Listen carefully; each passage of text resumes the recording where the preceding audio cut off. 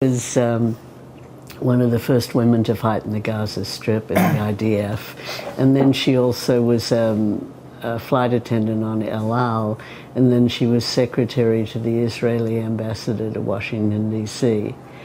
And perhaps you would understand what I can't speak about by what she named her first son, Harel. Harel. Okay, we're gonna start. We're gonna start right So now. over to you. It's up to you how you want to do it. I would like for you to introduce yourself and tell. Today's October 15th, 2018. We're in Santa Barbara, California. Yes. With Ness Solomons. Ness Solomons Carrol. And we are going to be talking mostly about your mother, also a little bit about your father and your mother's family background. But before that, please just give me a little introduction of who you are. And okay, I'm in Santa Barbara, California. I came here in the early 70s as an international student from Australia to do a master's degree at UCSB. I subsequently went outside the system for 20 years and developed a program in life coaching that's in use internationally called Synergenics. And there is a university that's been developed around my work called, an online university called the International University, www.org. And I'm about being of service to people, and I'm about humanity. so today you'll be about service to me as I try to find out and talk to you about your family history. Sure. Let's first start talking about your mother. Okay? Please tell me her name at birth and where she was born and when. I know you don't know the exact year, but... My mother was born in the early 1900s in Zichron Yaakov. She was named Batya, which means daughter of the true God, with the link to Moses. And she used, in English, she used the name Betty, and her family name was Tamches. Tamches. Tamches? Yes. Tamches. Now, Betty is she the oldest, the youngest? What number of... Betty was the child number 3 of 5 brothers and sisters. Okay. And her parents are from Romania, is that correct? Or they were born also in Zichron Yaakov?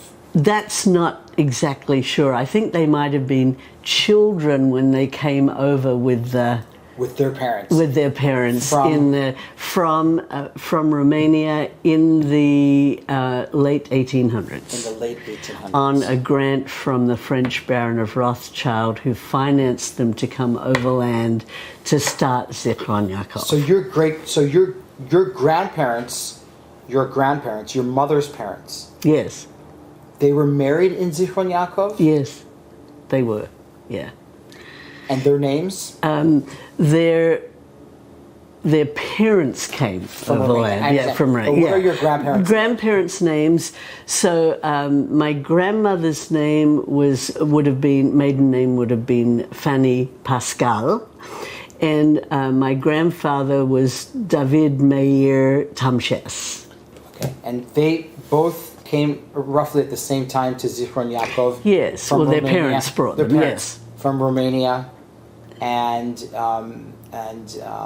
now, what kind of house does your mother grow up in?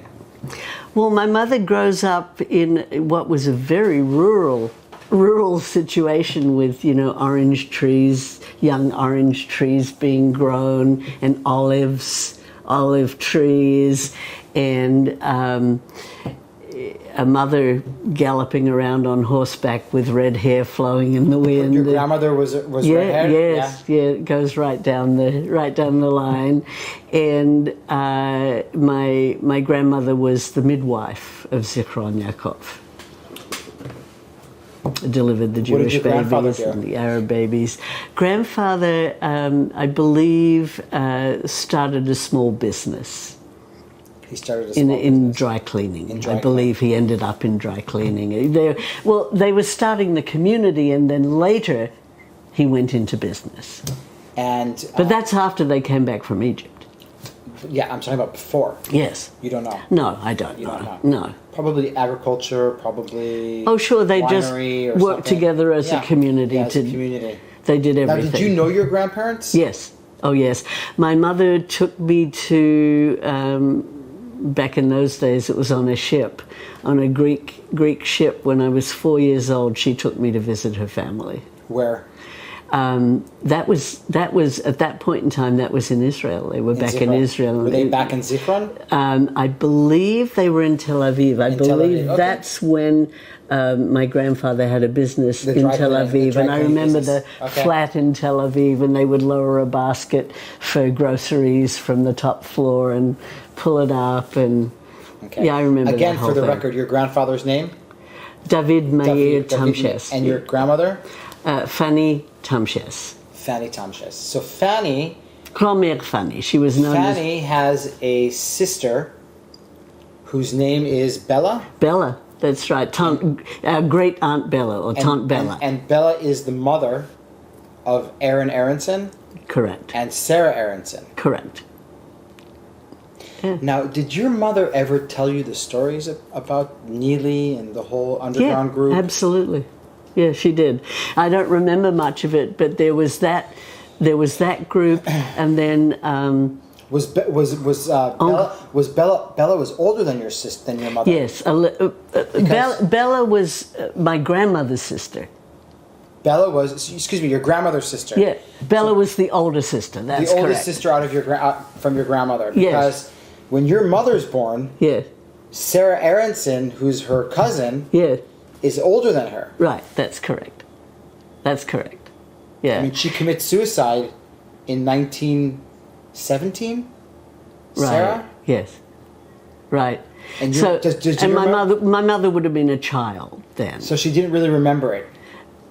Well, she knew it was She knew the story. Sure. Yeah, it was. It's all oral tradition at this point in time. Sure. And then there was Uncle Peretz or Uncle Pascal that we know was with the Irgun. Later. Yes, later with the Irgun. Yeah, much later. Yeah, much later. And he was your grandmother's brother. Yes.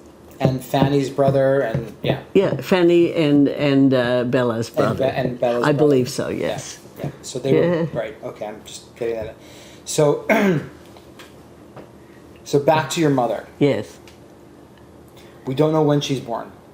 She never wanted to say exactly. We have a birth certificate here now, or a passport. Well, yes, I guess so. We do have a birth certificate. We can, yes. So let's stop the camera for a second. All right. I like to do. Actually, or great-great-grandmother Sipra or Sipora. Okay, let's look for her birth certificate. Yes, birth certificate. Not the pictures yet. No. Birth certificate is. There are 3 of them. Okay. Here's the Turkish one. Just a second. You figure it out. It's all in Turkish.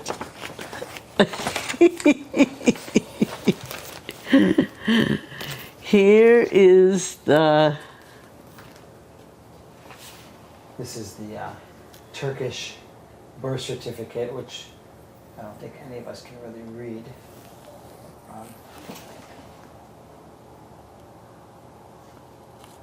Okay, that's the Turkish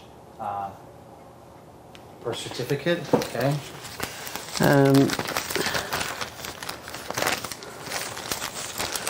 This one. Just a second. Military. This is the one. It's written in French, but it's signed, certified by the Colonel of the British Army during the British Mandate. Or maybe this is the one from the. Is this his birth certificate, though? Yeah, it's the identification. Here it says the 4th of 1919. She was born. Well, that's certifying it, yes, I believe so. And then that's the Colonel of the British Mandate, and then there's the seal of the Yishuv. And then here's the seal of the Yishuv, and then it's certified by the British. Take pictures of all of this after, but this is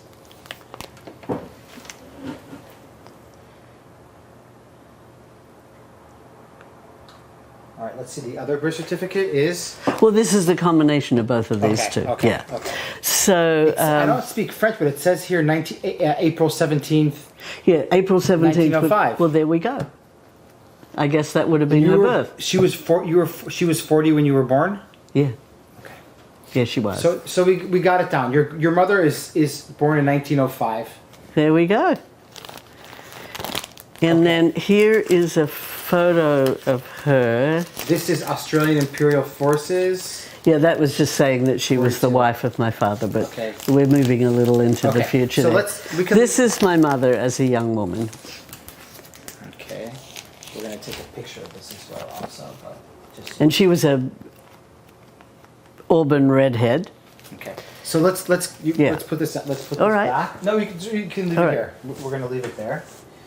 Hold on, I just want to get back in focus.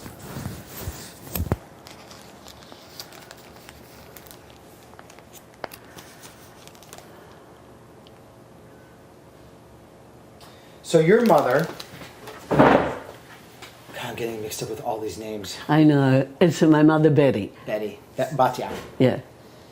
Batia is born in 1905. Does she remember, did she ever tell you about when she remembers, does she remember anything about the Ottoman period? In Zichron, did she ever tell you anything about the Ottomans being there? Well, she did. She, you know, she spoke about the, it was just part of the background. It was where she came from. It was, there was nothing ever specific? No, it was more, she told me more about growing up in Egypt, in Cairo, which was very interesting. Which we're going to get to. Yeah. When and where did her parents decide to leave Zichron Yaakov and go to Cairo with 5 children? Yeah, 4 children. 4. One twin, my uncle's twin passed away. Very, very young. But the part of it had to do with the Arab, you know, insurgencies and the difficulty. The safety. And part of it was that they wanted the kids to have an education. So my mother, you know, went to school in Egypt. So they moved to Cairo? They did. In which year, do you know, roughly? I don't know roughly, but I know that the family lived in Cairo for 30 years. I know 30 years. They lived a long time so my mother, when she was married, was in her 30s. So she was very young when they went to Cairo. She was the third child. And it would have been, well, you know, she went to school. That's where she learned English. In Cairo, and they spoke French. My great-grandmother was a French teacher in Romania. But in Cairo, it's more like I know they had a big house. My uncles were doctors. What did your father do in Cairo? What did your grandfather do in Cairo? We don't really know. We just know that they had a big house. They had a family of Arabs as servants. We know that my mom studied piano, my aunt became an opera singer, and my 2 uncles progressed through their education and went to the Sorbonne and studied medicine, and my uncle Armand, who subsequently became the doctor to the family of King Farouk and to the president of Egypt, is still quoted in the French medical textbooks. I'm just turning your phone on silent. Sorry. Is it okay? Yeah. Your uncle, my uncle Armand. Armand. Armand, Is he, what number child is he? He would have been the second. Right before your mom? Yeah, right before my mom and one of the twins. He went to study medicine at the Sorbonne Yes, both Paris? Brothers went to study medicine at the Sorbonne. And then they came back to Cairo. And he became a very well-known and respected doctor. Jewish doctor. And his last name? Tamches. Tamches. Yeah, Tamches, Dr. Tamches. He was very, very well known in internal medicine and general practice. And he was the doctor to the family of King Farouk and to the president of Egypt. Now, subsequently, we know that he and his wife, when Nasser the revolution and Nasser came into power, were very worried about staying in Egypt because of what they were doing to the Jews and the Jewish people in Jewish homes. And so he spoke to his friend, the president of Egypt, and the president said, Dr. Tamches, you should get ready to leave, but I will let you know when it's time to go. And my aunt and uncle slept with luggage packed for 6 months by their beds. And one night they got the call and the president of Egypt came in his own limo and took them to the airport and presented them with Swiss refugee passports. And where did they go to? Switzerland. They went to Vevey in Switzerland and passed the rest of their life there. Now, interestingly enough, fast forward many, many years, I'm in Santa Barbara and my husband and I get involved in an investment opportunity in Tunica, Mississippi, which is literally, it's a small town in Mississippi where they have a series of casinos for entertainment on the riverboat casino law, and there was an investor that wanted to build new casinos, and we got involved in a project, we were researching being involved in a project building condos and apartments for people who would subsequently work at the 6 new casinos that were going to be built. So we're in, literally, there are cotton fields leading up to the casinos. We're in nowhere, Mississippi.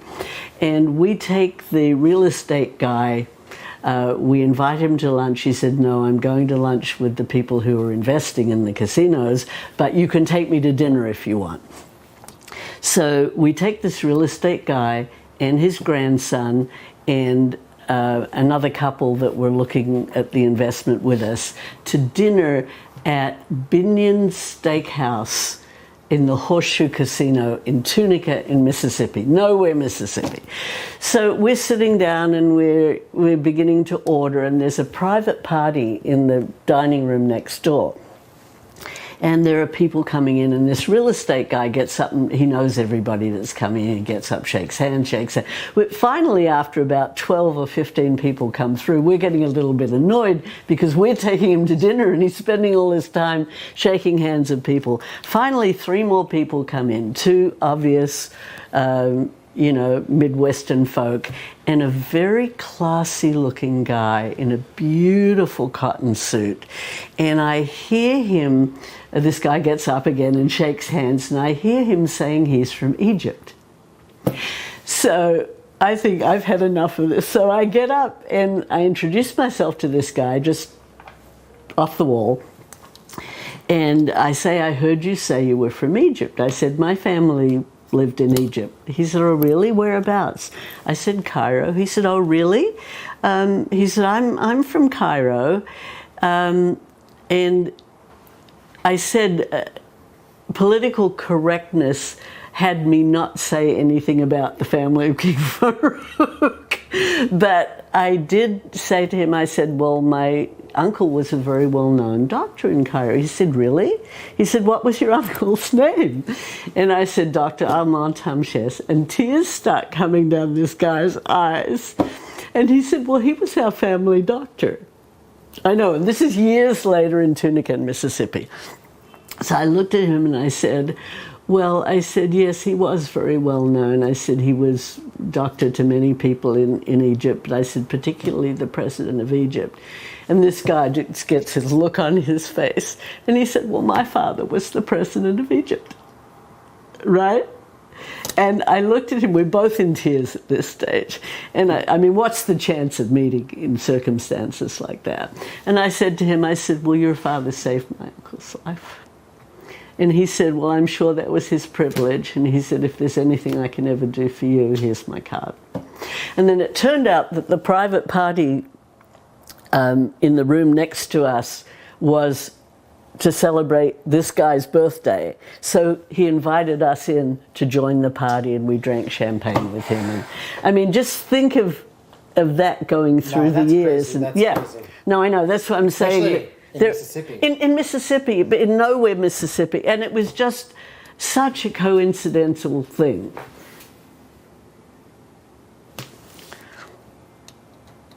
So, you know, these things have overlays and they have, you know, synergy.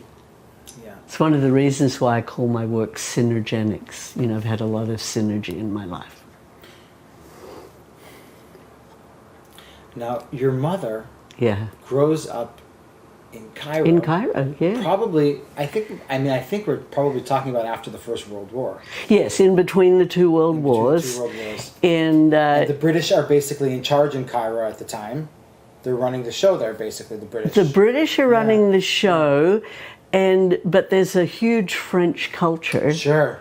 So my mom talked about going to groppies and the terre dansants, that they would go in the afternoon and dance and have tea and, you know, all of that you read in, like, the book, The Man with the White Shark Skin Suit, whatever. It was that time in Cairo. You know, my mom's a single woman, very attractive with unusual looks in Egypt because everybody's dark-skinned, dark eyes and dark hair. And my mother's fair-skinned with red hair and blue eyes. So she's very unusual.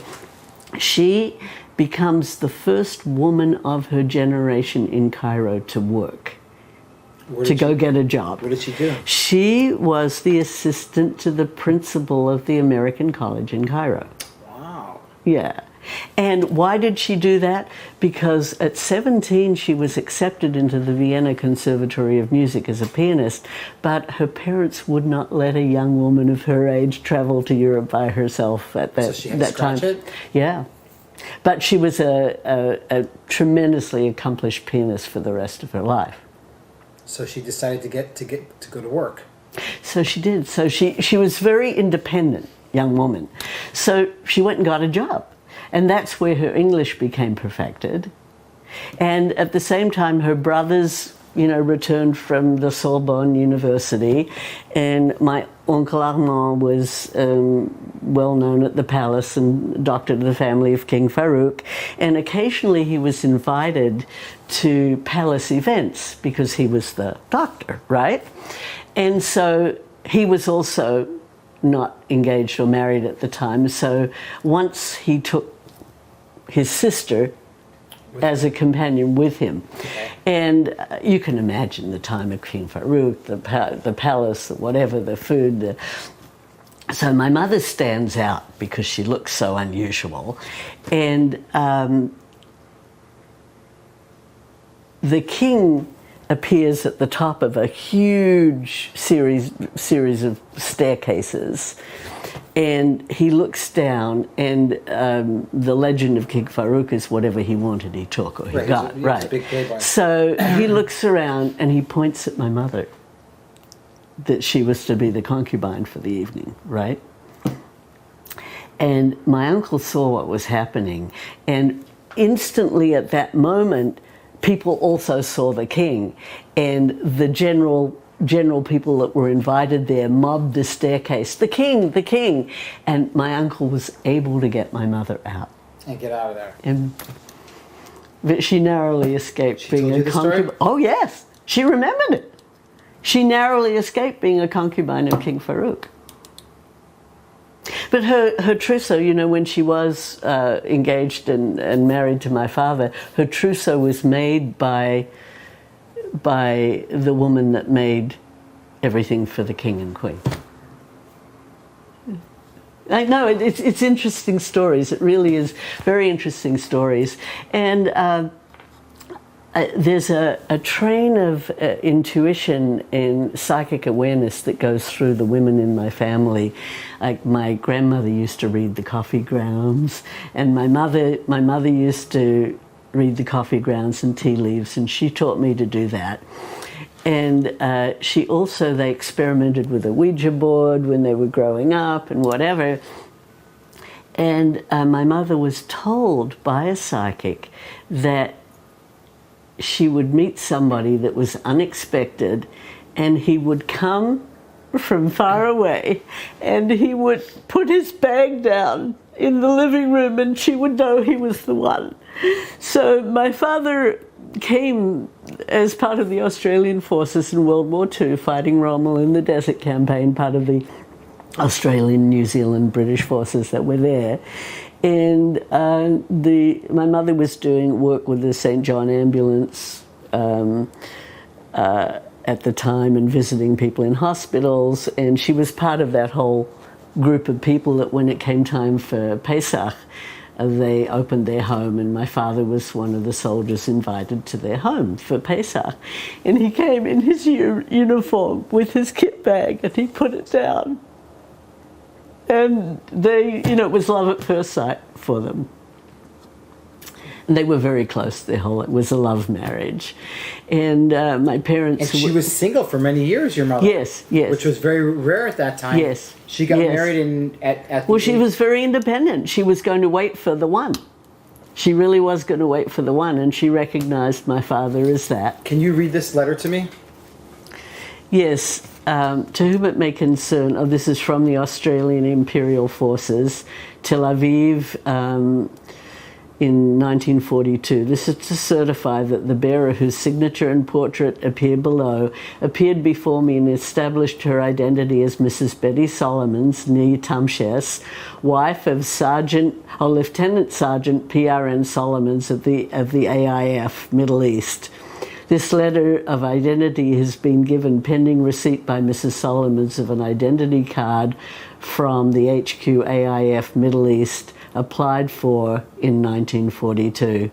And this is 22nd of September 1942 in Tel Aviv. And this is giving permission for your mother to travel during wartime. During wartime. Yes, the war was... It was in the middle of the war. Now, was your mother active in the British Red Cross? Yes, she was. But there's a letter, let me just find... Oh, here it is. The war organization was the British Red Cross and the Order of St. John of Jerusalem Middle East Commission. And do you want me to read this also? It says, on behalf of the war organization, we wish to... thank you, this is to my mother, for all the work you've done for us in the past. We're most grateful to you for your enthusiasm and energetic cooperation. It is entirely due to people like yourself that we've been able to help the sick and wounded, prisoners of war, and families of displaced persons during the war years, and to assist in the magnificent achievements of the British Red Cross and the Order of St. John of Jerusalem. This is December 1945. Yes. My daughter is fourth generation Red Cross volunteer, because my grandmother on my father's side was awarded, basically invited to Buckingham Palace and acknowledged by the... I want to get back to your mother. For her work in Red Cross. Yes. Betty. So Betty was also Red Cross. So Betty, during the war, before she meets your father, yes, she is visiting wounded soldiers in the hospital. Yep. She's doing war work. She's doing what she could. Did she ever talk about Haganah Irgun members in Cairo during the war in Cairo? They didn't talk about that very much. They didn't talk about that. Interesting. No. Because there was a lot of things going on. Yes, there were a lot of things going on, but I'm sure that it was done without much conversation because of the sensitivity to it. But she never mentioned anything to you? Well, she told me that Uncle Pascal was in the Irgun. So in Cairo. Who knows? And that's her uncle. Yeah. It's her uncle. That would have been my Bella and Fanny's brother. Who's now an older guy, though, no? I mean, right, well, yeah, but it was those guys that were running things. Okay. When you think about it. Now, your mother and father meet in what year was it? 41, 42? It would have been 41, 42, right? 41, 42. The war is not going so good at that particular moment. No. And they fall in the... How much time after they met did they get married? I don't know exactly, but I imagine it was reasonably quickly because my mother was already in her late 30s, early 40s. And... your father was younger? Yes. Oh, How much younger? I think 11 or 12 years younger than my mother. Yeah. Nice. Yeah, and they really, I mean, it was a tremendous love match. They were just in love their whole lives. So they get married. Yes, In Cairo? In Cairo. At the synagogue? At the great synagogue in Cairo. Married by the chief rabbi, blah, blah, blah. And they have their honeymoon at the pyramids. I've got photos of all of that with my dad in his Australian Army uniform and my mother in a white suit and all the rest Now, of it. why does your mother leave Cairo and go to Australia? Because the Australian Army declared that that was so. Because she's now the wife of an Australian service person and she's under the command of the Australian forces. Believe me, she thought about it because she's going like a huge distance from everything she knew. And alone. All her family and alone. That's correct. She was a very brave woman. Very brave woman. And on a tanker in wartime. Tell me the story about the voyage. Well, there were 4 women, 2 New Zealand women, 3 New Zealand women, and one Australian. Another Australian woman, 2 New Zealand, 2 Australian wives, and they just wanted to get them out of the war zone to Australia, and they put them on a tanker in wartime, and they were told it was dangerous, but that was just what the army decided to do. So everything was fine until they got closer to Australia. And, you know, the 4 women were invited to the captain's table. They were the only women on the ship. Now, the sailors on the ship didn't want women on the ship. It was not considered to be lucky, especially in wartime. But the captain was very kind and had them for dinner at his table every evening. And he and my mum would have discussions about life and discussions, and my mother was a very spiritual person. And you know, she spoke about her belief in God, and you know, and the captain said, you know, look, we're going to be lucky to reach Australia. You know, it's a very dangerous voyage. When they got closer to Australia, it became dangerous because they were followed by a Japanese submarine, and they had to do lifeboat drills and everything. And the captain said to my mother, Mrs. Solomons, this is the time for you to pray to the God you've been talking to me about, because the submarine knows we're a tanker and it's coming after us. And the only thing that could possibly save us is a monsoon, because the submarine will have to go under the water and we'll have a chance of getting away, but it's not monsoon season. So my mother prays and they have their monsoon out of season and they reach Australia safely. And she was the first bride of an Australian service person to reach Australia during the war. Actually, they landed at Fremantle in Western Australia, where we subsequently lived for 21 years. I know. It's a very heartful story. And then, you know, my mom was really, I mean, she, this is all, it's all very personal, but, you know, there she is in Adelaide, South Australia, in a very small Jewish community with everybody who had sons upset that my father found a bride, everybody who had daughters upset that my father found a bride the other side of the world, because my father was a very eligible bachelor as a young lawyer.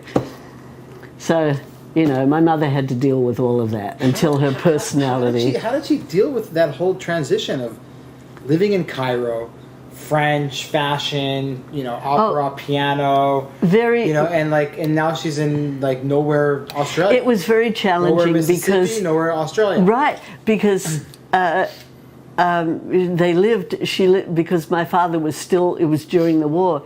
She ended up being sent there without my father to the mother-in-law. Who never met her. Right,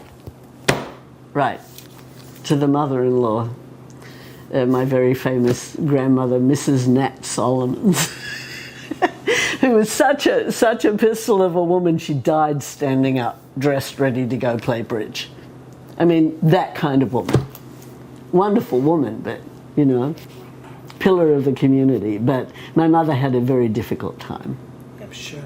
You know, she had to know how to make roast beef. And oh, by the way, my mother, they had a house full of servants. Where? They never, in Egypt, they never knew how to cook? She didn't know how to boil water when she went to Australia. Amazing. No, it really was. Amazing. And she ended up being a cordon bleu cook. She took it on. And she sounds like fabulous a fascinating pianist. character. She really was. She was very well loved in Adelaide, and then when we moved to Perth, she became very well loved in Perth.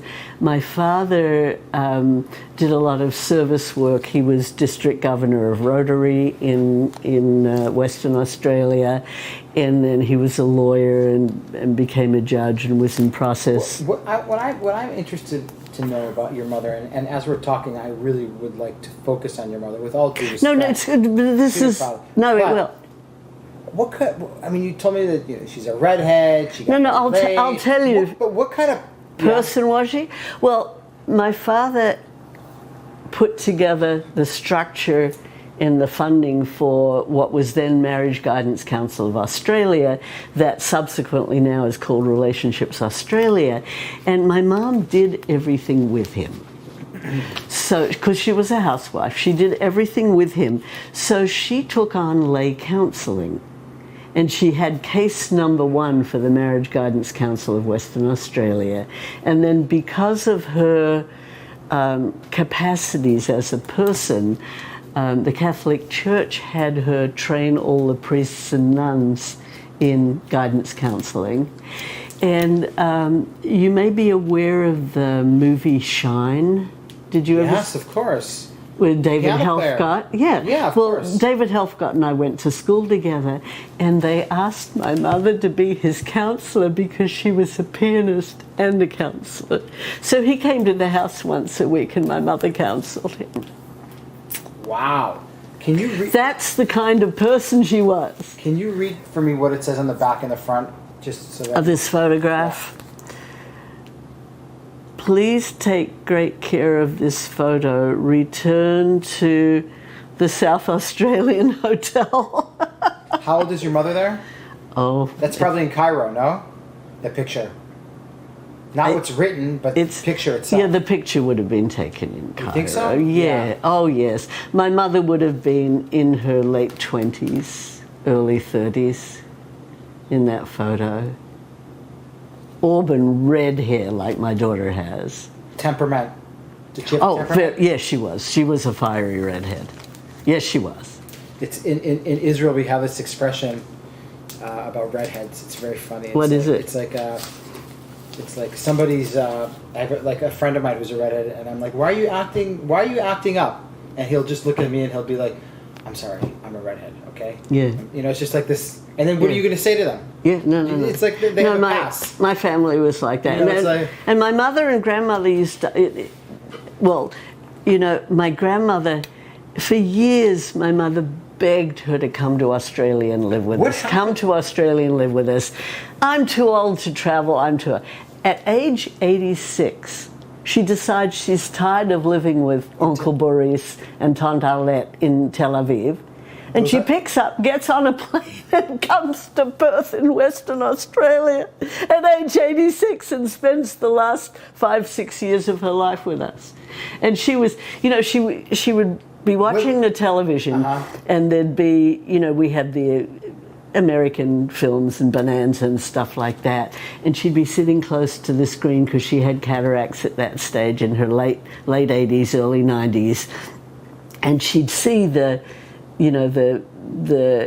cowboys and Indians fighting, and she'd go, Les Arabes, the Arabs are coming, the Arabs are coming. After she's watching Bonanza. That's really funny.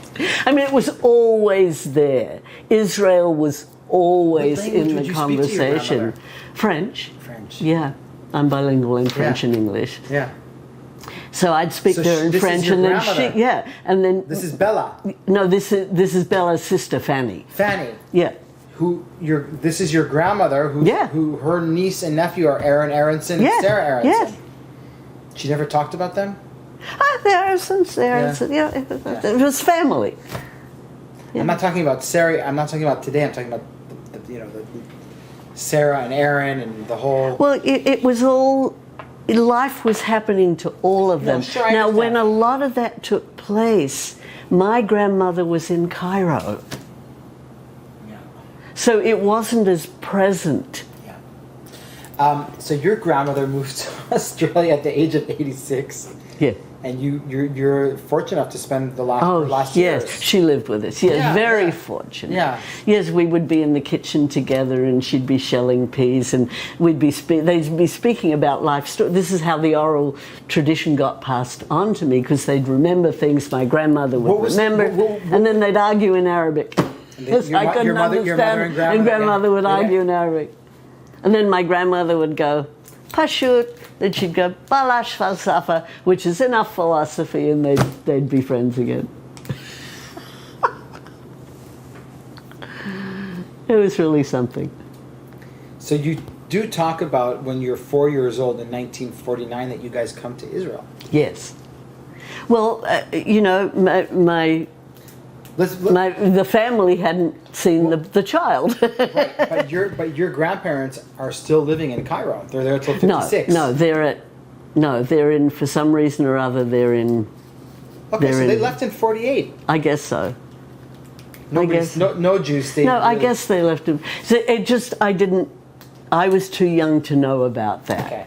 Although I can remember. So your grandparents are at one point are said get the hell out now. Yeah. The only one that stayed was Uncle Armand. Right. Yeah. And he stayed till 56 until Nasser came in. Yeah. But your grandparents probably left to Palestine in 48, 49, something like that. Yes, I'm sure. So they came back to Israel. Yes. And then that's when you came there. Your mother came back there for the first time in many years. Yes. Yeah.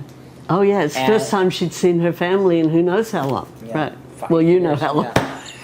Yeah. I know how long now. Right. We got it all on tape. Got it all on tape, right.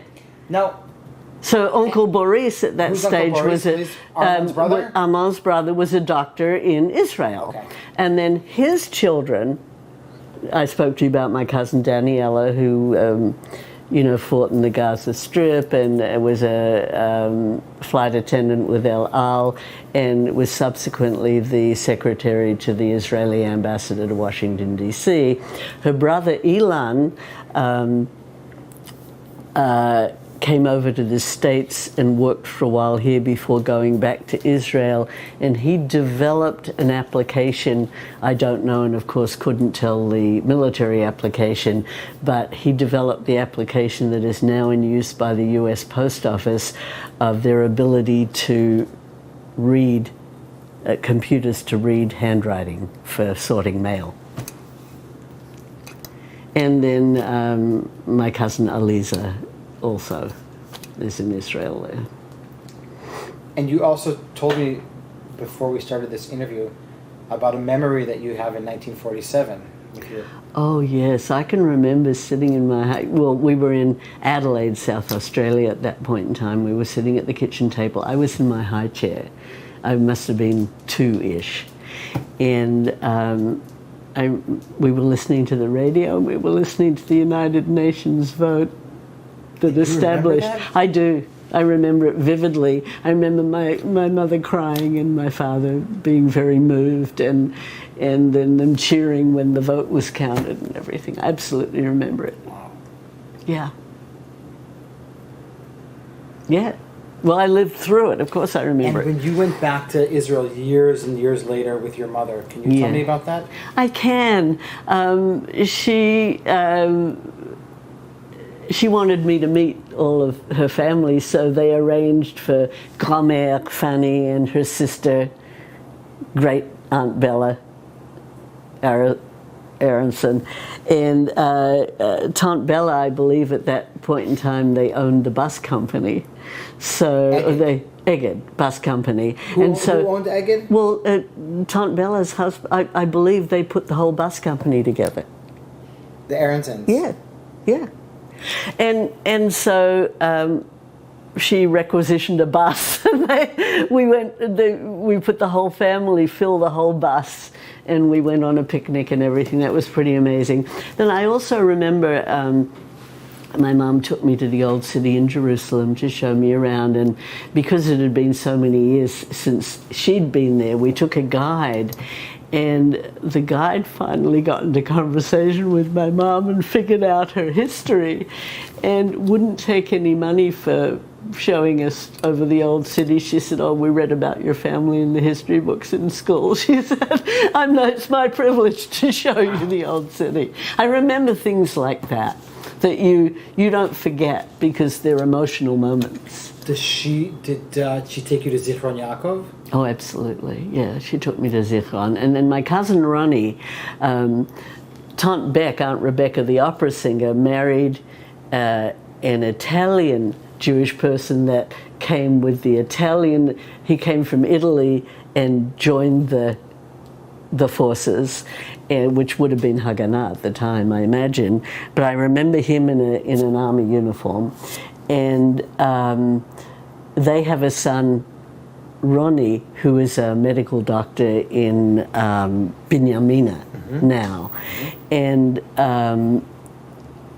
Ronnie is the one that took me. I mean, I've been many times to Israel, but always the Museum of the First Settlers, they were working on it, or it wasn't open, or it was the wrong day, or I don't know what. But finally we were able to go there. And he took me at the 3 floors, he took me through all the exhibits and everything, and I was very moved. And then the last exhibit is this one dark room where they have a screen and they're flashing continuous photographs. And my cousin Ronnie goes, there they are. And I'm like, there who are? And he says, well, there's our grandparents. Great-grandparents. Great-grandparents. Yeah, and this is they. Show me a picture of your great-grandparents. Yeah. So these are David Meir Tamches' parents. So this is Matisyahu Tamches. Wait a sec. Okay, hold that. Okay. And this is Devorah Tamches. I'm confused now. So this is 1912. The photograph was The photograph taken. is 1912. Yeah. It's in Egypt. This is amazing. Yeah. So who is this? This? No, this. That's Uncle Boris. That's Uncle Maurice. Boris. Uncle That's Boris. Boris, and he is your He's Armand's brother. He's your one uncle. of the yeah. And who's this? This is my great-grandfather Matisyahu Tamches. And this is? This is my grandfather David Meir Tamches. So this is your grandfather? So this is on the male great-grandfather side. and your Uncle Armand. Uncle Boris. Uncle Boris, who was a doctor at the Sorbonne, studied at the Sorbonne, Yeah. and then he came to Israel and became a doctor there. Yeah, and he was famous for developing how to do injections without pain. So, and who is this? That is His wife. his wife, Devorah. This is your Great-grandmother. Great-grandmother. Yeah, Devorah.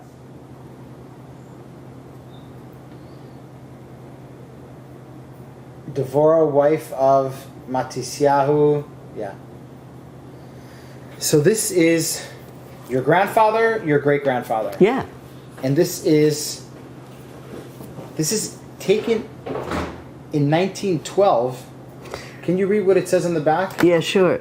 It says, Le Caire, le 11 février 1912, which is Cairo, February 11th, 1912. And who's this? This is all from the This is all from the same yeah. photo studio. All these Well, maybe pictures. they took the photos in and had them. Absolutely. Yeah. So this is my mother as a girl, Uncle Boris, and Uncle Armand as children in Cairo. Amazing. We're going to take pictures of all of these separately. These are amazing. These are just, Yeah. So they were in Cairo already Yeah. before the First World War. Oh, you're kidding me. 1912. Well, when I say that Tel Aviv was sandhills, it really was. It was. Yeah. And they wanted the kids to have an education, so they went from Zichron. Amazing. Okay. Yeah. And you can imagine what it must have taken in that time period to do that. And the wherewithal to do it, and to take 4 children and make a life in Egypt. No, I know. I mean, I would ask questions now, but when I was younger, I didn't know the questions to ask.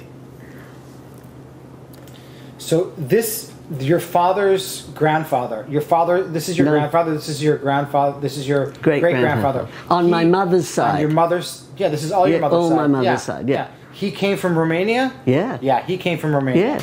Yeah, they came overland from Romania. Can you imagine that trip? Yeah, it's a lot of... They came from the village, from the, you know. And this is the woman that had malaria and that pulled stones from the swamp. You know, there's a photograph of her pulling the stones. His wife? Yes. Or his wife? His wife. His wife. Yes. Devora.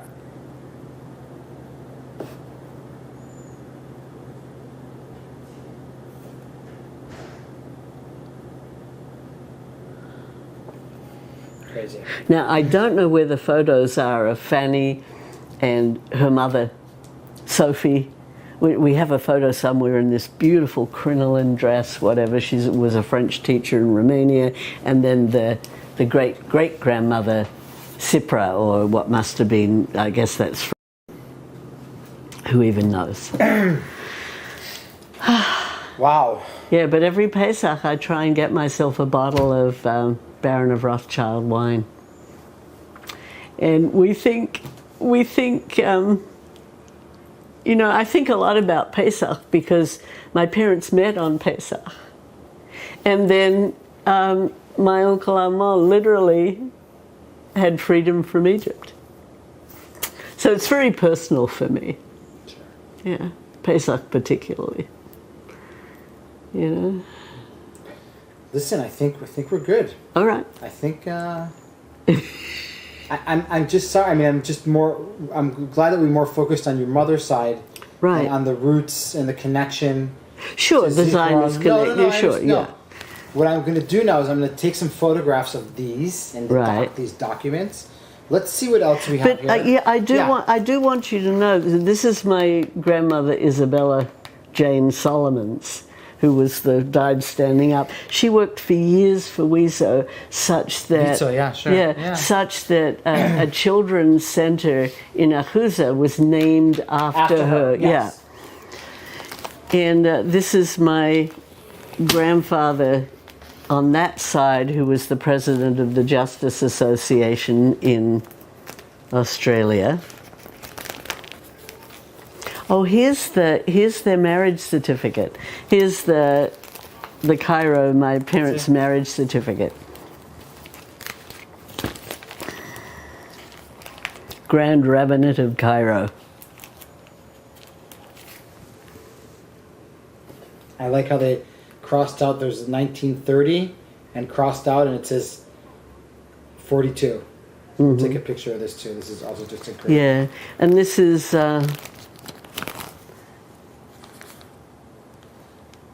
And here's the ketubah.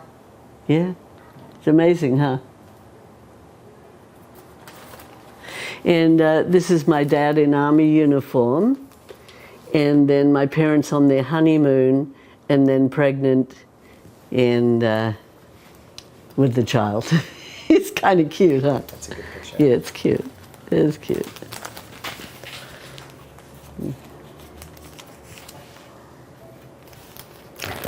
Well, that's probably all that you're specifically, his discharge from the army and his, all the rest of it. Okay, I'm going to stop the camera now. All right.